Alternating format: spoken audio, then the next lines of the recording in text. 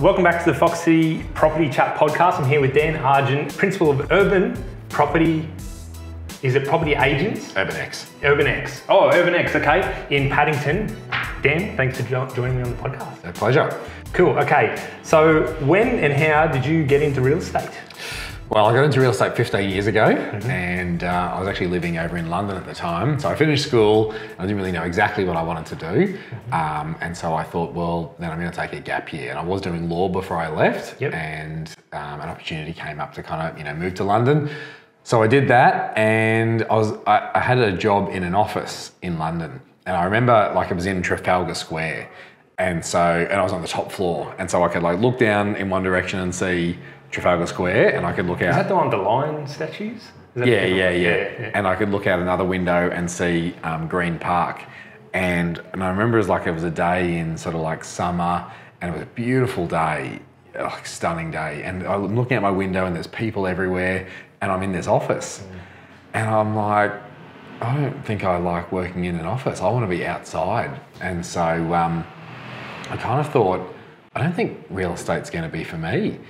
And and so at that point I was like, maybe I need to do something else. And that was 2003 or thereabouts, and the market here was starting to boom and everyone was talking about real estate in Australia. And I was like, maybe I could do real estate. People have often sort of said, do real estate. So You specifically because of your personality? And skills? And so I contacted a guy who I knew who had a real estate agency, and I said, look, I'm going to move back from London and I'd be really interested to come and chat to you.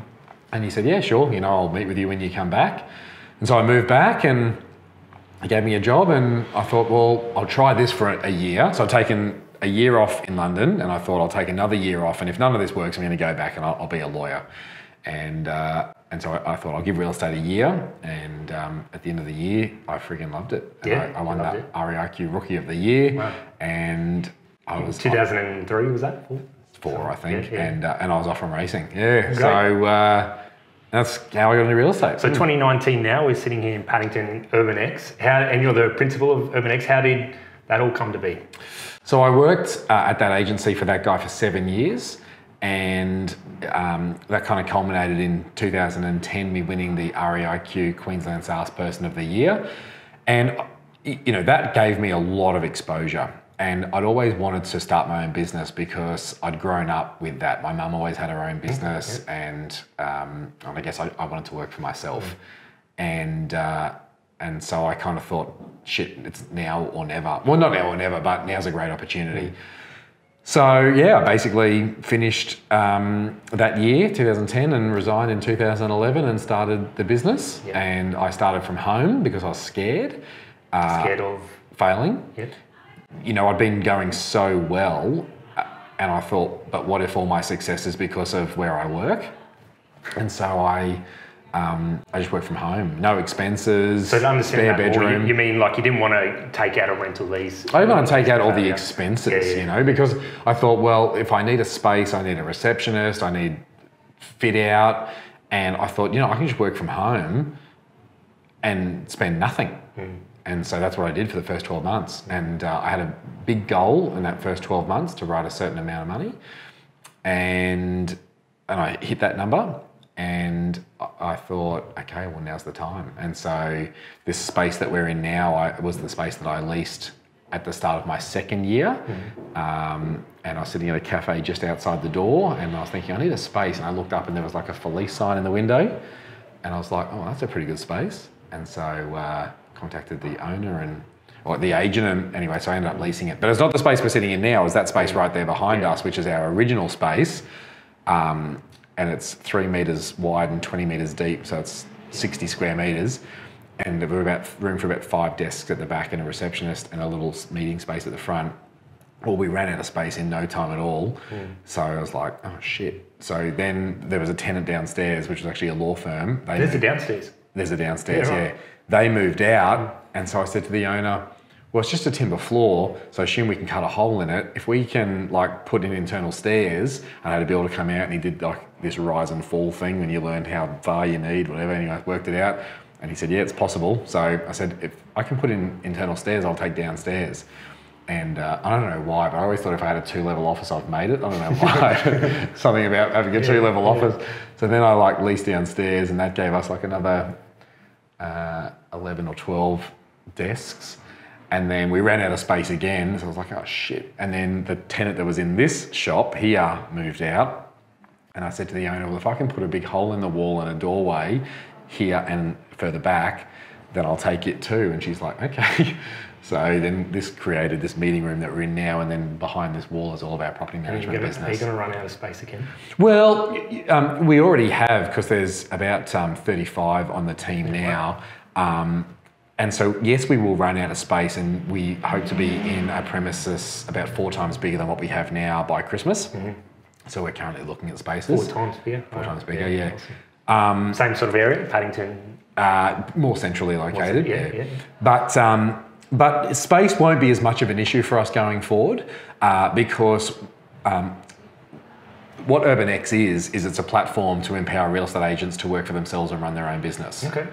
Exactly like I did, but without having to work from home and without having no support like I had.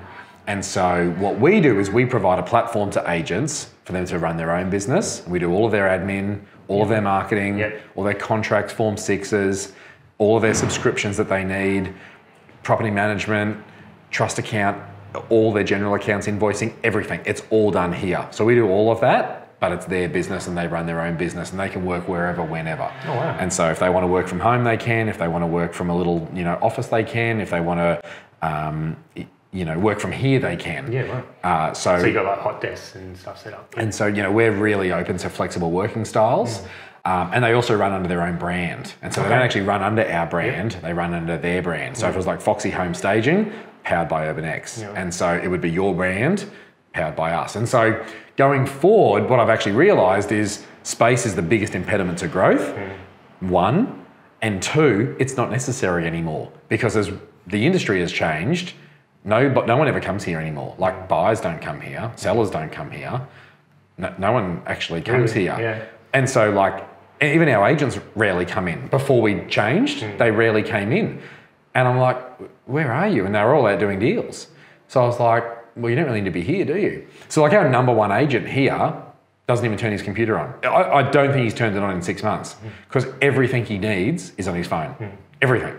So that was one of my questions I had was, I'm new to the property industry. I've only been working this role since the start of the year. I've never purchased a property before, so I'm pretty ignorant and learning. But how has the industry changed? Obviously technology, but... Well, tech's changed everything, right? Yeah. So like you go back in the day before the year 2000, in our window, which is here, the cameras can't see, but I promise you it's there, there would have been window cards. Right? And so like you'd list a property and you'd create a window card and you'd stick it in the window. And so then if buyers wanted to buy a house in Paddington, where we're sitting at the moment, they would come, look in the office window, see the cards, and then they go, oh, I like that one. Or, you'd go out, say, oh, hey, I'm Dan. Do you like any? Whatever. You'd engage in a conversation and they'd say, oh, I like that one. You say, great, well, I'll grab the keys, jump in my car, in your car, you drive them around, show them. And so if you're a buyer and you want to buy a house in an area, well then you're going to go to the local agency or the area and look in the agency windows. That's how you're going to find what's for sale. If you're a seller, well, you really need to list with a local agency because you need your property in the local window. And if you're an agent, you want to work in an office in the local area because you want to get the buyers that are at the window looking, right?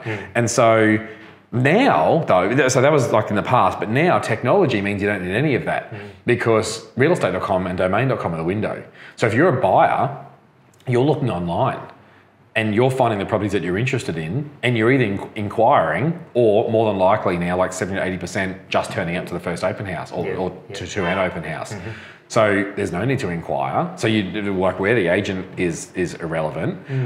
And so from the seller's point of view, well, kind of where your agent is irrelevant as well, because as long as they're like highly responsive to inquiry, know their area, provide great service, get great results, that's all that matters. And so then the last in the equation is agents. And does it matter? Do you need to work in an office? Well, no one's coming to your office anymore, so why do you need to work here? Also, if I even think back to when I first started 15 years ago, all the software that we used was like software. But now it's all cloud-based software, which means I can access it from my phone, from my iPad, from my laptop. So like honestly now, if you've got a phone, a laptop and a car, you have an office. And that's honestly the biggest change. So technology's changed everything. I think as well as technology, we also have a younger age demographic, and so by 2025, we're only about 5-6 years away from that, 75% of agents will be Gen Y. And 80% of Gen Y consider it a perk to be able to work remotely. And so like, not only have we got like the whole buyer-seller dynamic changing, but now we've also got agent dynamic changing, and then technology has just come along the way. And so we've just looked at all of that and gone, you know what, I don't really think the traditional way of doing this is the future. I actually think that there's a better way for agents. And as well as that, that then means that the agency has become irrelevant. Yeah, I was going to ask, what role is the agent's role changing? Are they still... No, the agent's role is the same. The agent's role is to guide their sellers on the listing process and the selling process, and to help buyers buy. Nothing's ever changed. There's some small things that have changed in the way that we do it, of course. But honestly, your role is to guide sellers on the journey of selling and to assist buyers with their journey of buying. That doesn't change. That doesn't change. And you know, tech's never going to change that because no robot's ever going to do that. No robot's ever going to have the emotional intelligence to guide someone through that process. Famous last words, I might regret saying that. Not 20 years ago, but not for a very long time. And so it'll be like scary when they do, if they do. So, that hasn't changed. But what has changed is the role of the agency. The agency now has become irrelevant. Because in everything I just told you, where does the agency fit? Nowhere. So we created a platform, and what we do, and you can call it an agency if you want, but it's a platform, is we provide the services to the agents that they need to be able to run their own business without having to actually run their own business. Is this a new model, what you're providing? Has there been other businesses like do this? No. I've never heard of it before. No. It's cool, exciting. Yeah, really exciting. So when did this all sort of kick off? This year? This year. Yeah, and how's it been received so far? Really good. I mean, the agents love it. You know, they get, we have something called Brand You, which is your own brand. And you literally have your own brand. And so you do not trade as UrbanX, you don't trade as Foxy Home Studio. I mean, you literally trade as whatever you want to trade as. But like, so if it was me, I could be like Argent Property Group or Dan Argent Real Estate or Dan Argent Properties or Argent Properties or like whatever I want, you know what I mean? But I have my own logo, my own brand, my own look and feel, my own signboards, my own listings on realestate.com, domain.com. Like literally it's my company. It's like having a Urban sign or having a Ray White sign, except instead of Ray White, I mean, who the hell's Ray White? Like some guy, right? That was his name, Ray White. LJ Hooker is that guy's initials. Well, why do you have someone else's name on your sign? Have your name. You're the agent. You're who they're listing with. Create a brand, create a logo, market yourself. That's exciting. Well, let's talk about that then, marketing yourself. So, I mean, what have you done? How have you found success through marketing and social media? And then the next step would be, what do you suggest people who are coming under the UrbanX brand do to emulate that? Sure. Okay. Well, the secret recipe is know, like, trust. Know, like, trust. That's the secret recipe for any business, but particularly real estate as the example that we're using today, but it would apply to, you know, anything that you did. So the more people that know you, like you, and trust you, the more people will do business with you. And so that's your sales funnel. How many people know you comes in at the top. Some of those will like you, some won't, so it gets a bit thinner. And how many, and there'll be ones that trust you and don't trust you, and that's the way that'll work its way through, right? So trust, if we start at the bottom, trust comes with consistency over time. So you're in home staging. So like if you stage a property very well, and then another one very well, and another one very well, then I'm going to build trust with you, right? And so that comes with consistency over time. I tried a new stylist years ago. I've had a stylist I've used for about 10 years, but I tried a new one, and you know, she stuffed up something on every job. I think I gave her 2 or 3, and that was it, done, trust gone. Because there was a job, something stuffed up on every job, gone. So trust comes with consistency over time. People will either like you or they won't like you. I might like you, I might not like you. You can't change that. You build your own tribe, right? And so the way you sort of increase how many people like you is just be authentic. If you are your authentic self, some people will like you and some people won't. That's you building your tribe. So the biggest area that you can manipulate... Can I stop you there? Do you see, not just this industry, but any industry, the authentic part of you, do you see people trying to play into what they think people? Yeah, but you'll never. It's a game you'll never win. Yeah. It's a game you'll never win. Do you see it a lot though? Oh, like 90%. Yeah. Wow. Yeah. And the ones, the other 10% who are themselves, you think they're the elites. Yeah, they're the elites because they're just more comfortable in themselves. Yeah. Is that what it is? It's a fear-based thing. It's 100% fear-based. It all comes. I mean, it depends how deep you want to go, but it all comes down to this feeling that we all have that we're not enough, and we all feel like we're not enough. Sure. Genuinely, if everyone really gets down to it, nearly everything that we do, buy, car we watch, clothes we wear, everything's to feel enough. We are born not feeling enough, and it's because when you're born, all you want is to be loved, and nearly never can a parent love you the way that you want to be loved because they're a person and you're a person, and they don't know exactly what you need, and you can't voice what you need.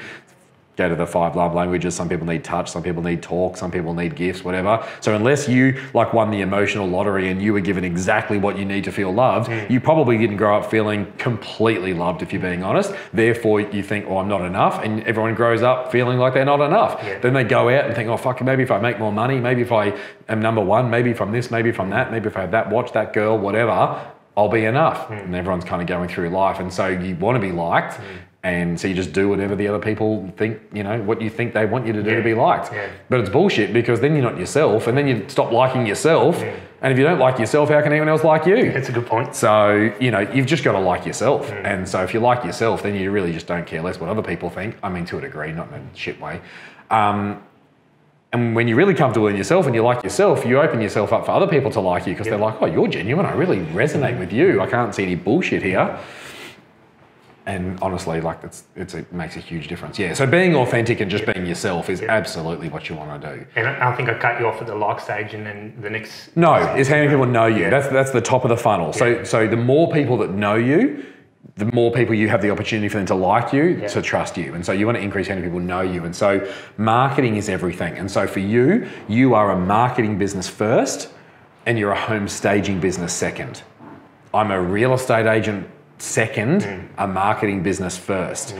And so if you that's a really interesting mindset. If you go, so the number one business I'm in is marketing. Number 2 is whatever business I'm in, home staging, real estate, restaurant, whatever, right? Okay, yeah. And you think, okay, well, if I'm going to think like that, what does that look like?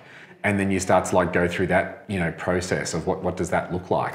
And so for me, it's about branding. You've got to brand yourself. You're a brand. And you've got to treat yourself accordingly and be prolific with it. So you need to wear shirts with your website printed on it, always. You need hats, everything you talk about, before the interview started, I stuck the logo up on the screen and I wasn't there before. You just want to be getting that brand out. But the key in this is to always add value. So if you go to my website, all you're going to get is value because there's just stuff on there, 15xgrowth.com, @soldbydan on Instagram. All you're going to get is value. I'm just giving content away that can help you or whoever you grow your business. Yeah. So be prolific, but always add value. Okay. And so if I'm going to do something, if I'm going to, as an example, I'll use your business. If I'm going to be in home staging, I'm going to post these beautiful befores and afters as an example. I'll take the befores when I go out and quote, then I'll do afters after I've beautifully styled it, but I won't post that until that property is sold.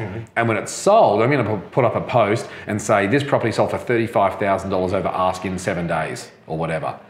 Here's our befores and afters. Because what have you just done? You've given value and you're going to get all the credit for it. If you just go, look how good it looks, well, you're just fucking parading as, a peacock. Yeah. So it's how do I add value? And you're always, if you're a real estate agent, then you want to go, hey guys, I just sold this house, $625. Okay, if that's all you post, no one gives a fuck. Are we allowed to swear on this? Yeah, of course. No one cares, right? No, I don't care. But you change the post to, I previously sold this house to the owner 5 years ago for $500. That's $125,000 growth in the last 5 years. Paddington's the place to be. Now you've just added value to my day because now you've told me something I didn't know.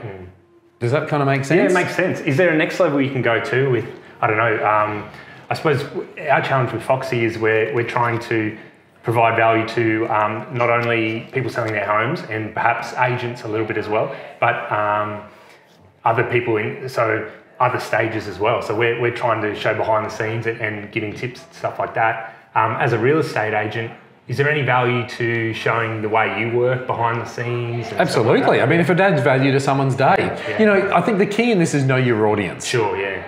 So like, who am I talking to? Yeah. Who are you talking to? Or is it a... Exactly. Yeah. So I had, I mean, he might see this, but like I won't mention any names, but I had a real estate agent ring me last week and he said, I love your Drive by Dan series. I operate in a different market. Do you mind if I do exactly the same thing? And I said, who's your audience? Local homeowners. Why would they give a shit about you interviewing other real estate agents? Like that's zero value to your audience. My audience, because I run a platform for real estate agents, is real estate agents. Yeah. So that's my audience, right? So I'm offering value to my audience. So you got to think, who's your audience? Sure. Are they agents? Yep. Are they home sellers? Yep. Or are they other stages? Yeah. I would say they're agents. Yeah. Because all your business is going to, in my opinion, all your business is going to come from agents. You do a great job for agents, they'll take care of everything else. It's like realestate.com. What has realestate.com ever done from an advertising point of view? Probably nothing. Because real estate agents go out every single day and say, you've got to be on realestate.com. So they've got like 40,000 salespeople for their business running around the country saying you've got to be on realestate.com every day in people's lounge rooms. So it's the same. You got real estate agents going, oh, you've got to use Foxy Home Staging because they're the best. They've just nailed this last property that I did. Yeah.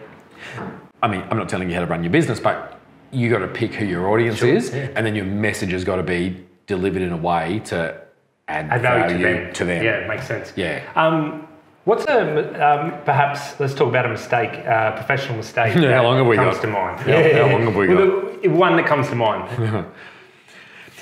You know, I think the biggest mistake is being too focused on the end goal and not being focused enough on the journey. Okay, yep. And, you know, I got into real estate 15 years ago and I kind of, you know, came from nothing, had nothing, and quickly saw that I'd found the keys to the treasure chest. That's what I found. And I thought if I provide brilliant service and get great results, I can do really well in this industry. And I kind of set these huge goals, massive goals, like ginormous goals. And over the last 15 years, I've set out to achieve all of them. And I got there. And I realized when I got there that I'd lost everything along the way. I'd put on weight, I'd lost my marriage, I didn't see my friends as much. Like, I don't know, just so many things. And I was like, shit. I've got to like Everest, let's call it, and I've arrived by myself. And that's kind of what happened, to be honest. I reached like financial Everest and I arrived by myself and I was like, oh, and I hit a really low point. And so my learning from that was have massive goals, right? Everest, whatever, like, you know, using it metaphorically, whatever level you want to get to. I want to be the #1 home staging business in Australia. I want to be the #1 agent in Brisbane, Melbourne, whatever. But just enjoy the journey. And like, you know, it's never clicked with me, this stop and smell the roses, but it's actually really true. Like, stop and watch the sunrise. Stop and smell the roses. Stop and enjoy your day off.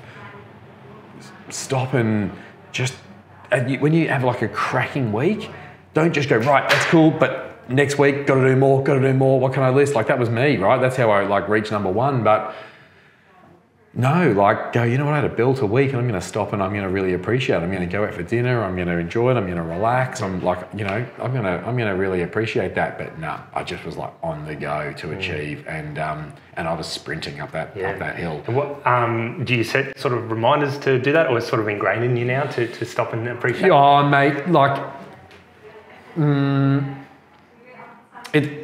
to reminders. It's certainly more ingrained in me. But I do need reminders, and I have really good people around me that remind me. That's awesome. And I think that's really, really important. I've got a coach that keeps me really accountable to myself. Because we're now building this platform and we've got enormous goals for it. I mean, I want every single agent in Australia on our platform. Why would you work for an agency? You don't need to. Like, you do 100% of the work and give away 50% of the commission. You literally do not need to work for an agency. So I want every agent on our platform. But day by day, bit by bit, we'll get there. And it's about not just being so focused on that, because we'll get there. Yeah. But I don't want to get to Everest again and look around and like no one's there. And so, I've got good people around me that keep me accountable. I start to feel it in my own energy. Oh, really? Yeah, absolutely. So my job title here is Chief Energy Officer. Yep. I'm a CEO, but it's just a different way of saying it. Yeah, I saw that on the website. Yeah. And but what that means is I've got to bring great energy in every day, because I know if I bring in great energy, as the leader of the business, everyone then feeds off that. Yeah. And so I owe it to myself and others to have great energy, and I only have great energy if I'm really good internally, you know what I mean? And so I do a lot of work on that every day to get in that, what I call, and actually I got it from Tony Robbins, but calls it peak state. Yep. And when you're in peak state, like you're on, and everyone around you just feeds off you, and people want to be around your energy. Yeah, fantastic. All right, where are we now? I saw you ask this of one of your guests on the Drive by Dan show. And I want to ask it of you. If you could go back to year one, what advice would you give yourself? Probably just that same one I just gave you then, which is really just, you'll get there. Yep. Like, you will get there. I'm kind of telling myself this right now, actually. Like, as in this interview, I'm telling myself as I'm telling you, you'll get there. Yep. Just enjoy the journey. Do you know what I mean? Yeah, I like it. Just enjoy the journey. Yep. So where were you born? Tweed Heads, New South Wales. Tweed Heads. But like we lived on a Coolangatta or something like that, but basically in Queensland. And then when my mum went into labour, the ambulance took her to Tweed Heads Hospital, which is in New South Wales, and then I came straight back. So I don't really see myself as a New South Wales, you know what I mean? I was born there, but like, I don't know, does that kind of count? Anyway, I think I'm a Queenslander. I go for Queensland in the state of origin. Do you have a favourite sport? Tennis. Tennis, yep. What do you like to do outside of work? Heaps of things, but things that are quite intense. So like, I'm a pilot and I fly, I have a plane and I like to, it's pretty intense. Did you see that video the other day where I think it was the first time up with an instructor and the instructor blanked out? He had to land a plane. Oh no. He landed it. Wow. That is intense. Yeah, that's intense.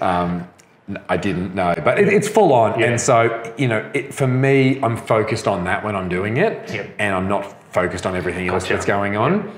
I'm also like a certified advanced scuba diver, so, like real deep dives, nitrous, stuff like that. I mean, when you're diving, you're not focusing on anything else. I ride my motorbike. So they're like much more intense things, but I also exercise for between an hour and 2 hours a day. Depending on the day and what I've got on. I read for about an hour a day, sometimes a bit more. And so like, I do some intense things, but I also do some slower things as well. Yeah. Fantastic. If not real estate, what would you be doing? No, well, law would be the obvious answer, because that's kind of the direction that I was going in. And I actually think I would enjoy it. I just couldn't be confined to an office all the time. But I'd love to be a fighter jet pilot. Yeah, that's what I'd really like to do. I just think that would be so cool. Sounds exciting. Yeah. How did you get Grant Cardone on your driveway? If you don't ask, you don't get. Yeah? Yeah. If you don't ask, you don't get. All right, we'll finish off with some bit of social media quiz for you. There are 3.5 billion people in the world who have social media accounts. On average, how many accounts does one person have? Oh, I don't know. Just 3? Best guess. 7.6. 7.6 accounts? Yeah, apparently. Who are these creepers? All right, who am I? Which platform? I have 1.3 billion accounts and 330 million monthly active users. Who am I? Which platform? Well, it's either Facebook or Instagram, isn't it?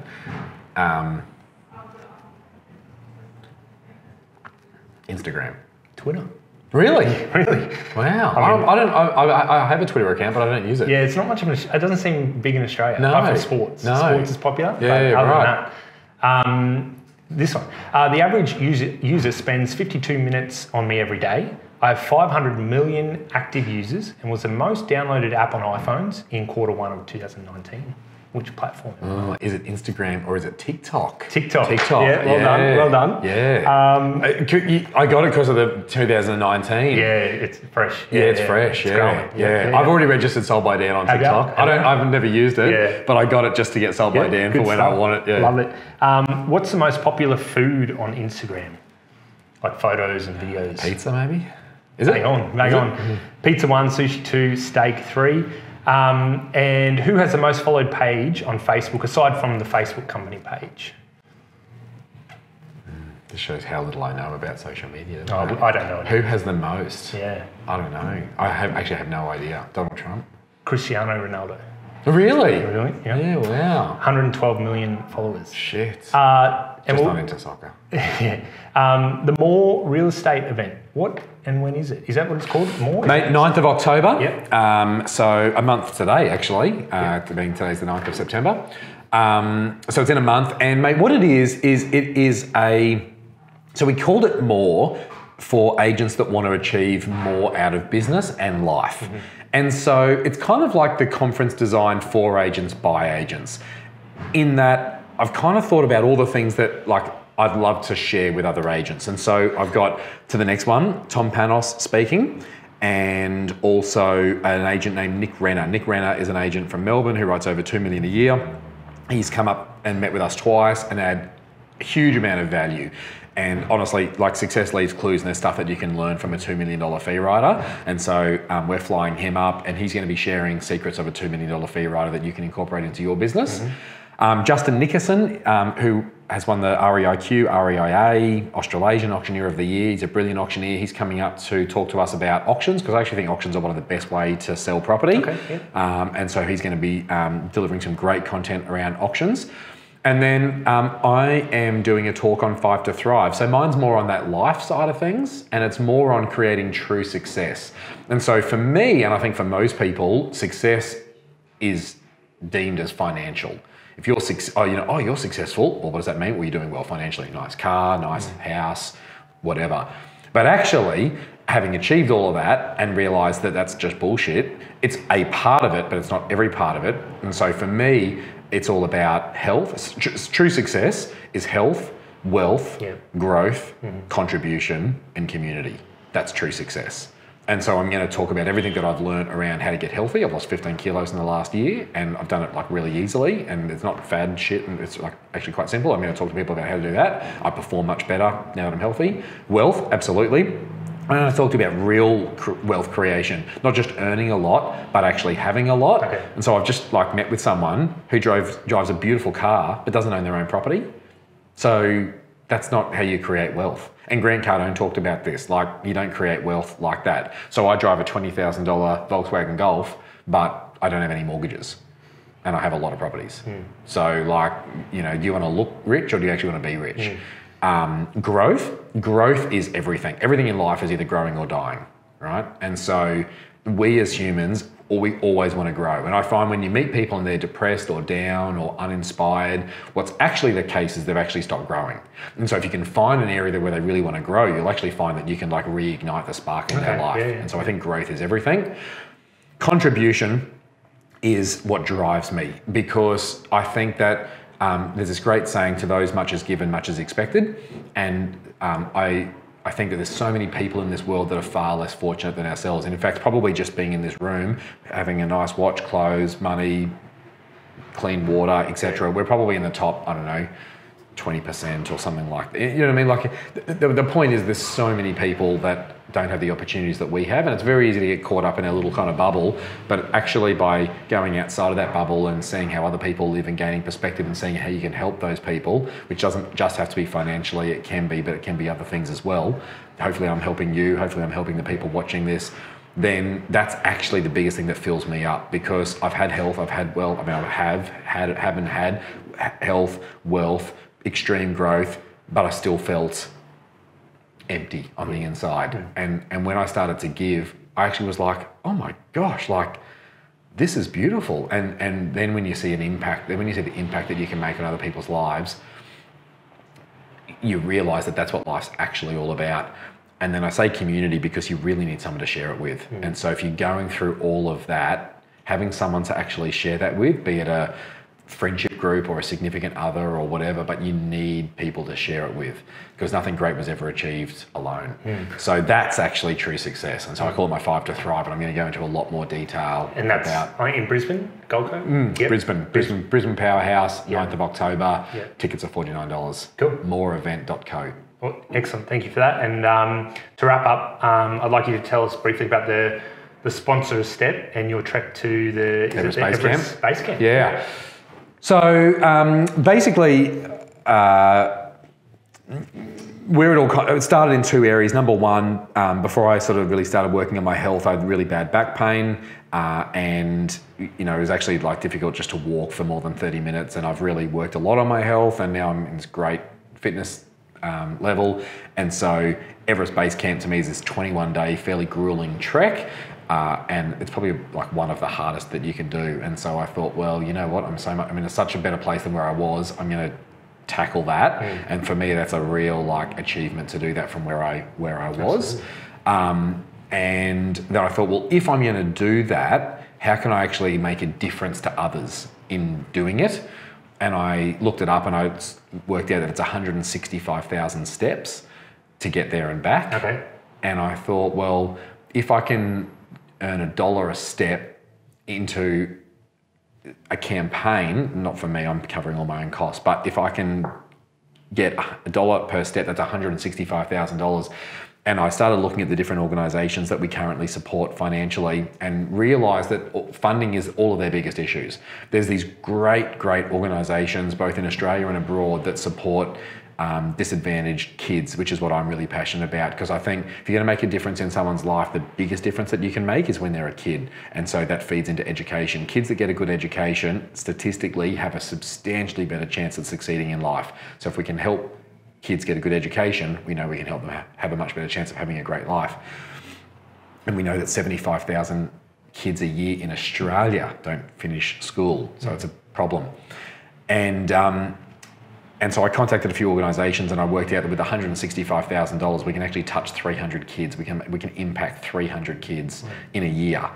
And so anyway, so that's the goal, is to raise $165,000. 100% of the proceeds go to grassroots organisations that currently work with disadvantaged kids to provide a good education for them. And that's happening in November? That is happening in November, from the start of November to the start of December. It's 3 weeks, yeah. So and it's happening in November. People wanted to help, is it? Sponsorastep.com.au. Excellent. And whether people want to sponsor 1 step for $1, or if someone has just sponsored 2,000 steps, which we're really grateful for. But 100, I'm covering all my own costs. 100% of the money that we get goes to helping kids. And I kind of think, to those much is given, much is expected, and you can take that however you want. But like personally, the way I take that is that my life's been really blessed, and I'm in a position that's completely different from where I was 15 years ago, 20 years ago, etc. And I think, well, what am I going to do with the money? Like, just buy more shit? And when you've had a lot of stuff, you start to realise that the stuff doesn't make you happy. And so actually, why don't I help other people have a great life? Because that actually does make me happy. Yeah. Well, Dan, that's a great place to finish on, I think. Thank you for coming on the show and being so generous with your time. So yeah, pleasure, man. Cheers. Thanks, Dan. Yeah, no worries.